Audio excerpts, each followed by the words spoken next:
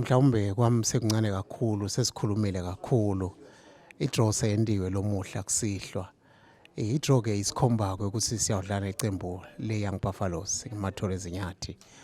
Lengiyibona-ke mina kwangazuthi yinhle kakhulu. Sengimema-ke sive seMaswati ukuthi asiphelele enkundleni temidlalo njengoba sekukhulunyiwe ukuthi lo mdlalo siyawudlala ngeMsombuluko mhla ka-10 welo holiday.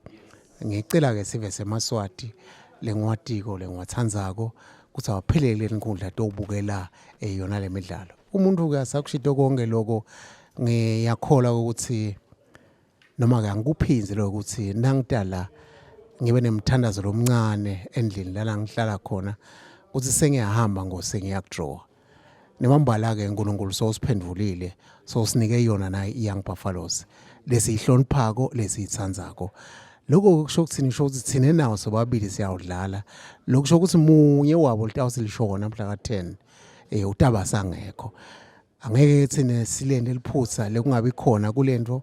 Sine mandate lesinikwe yona ngupresident walicembu ukuthi kufuna sibe khona kulomdlalo wekugcina.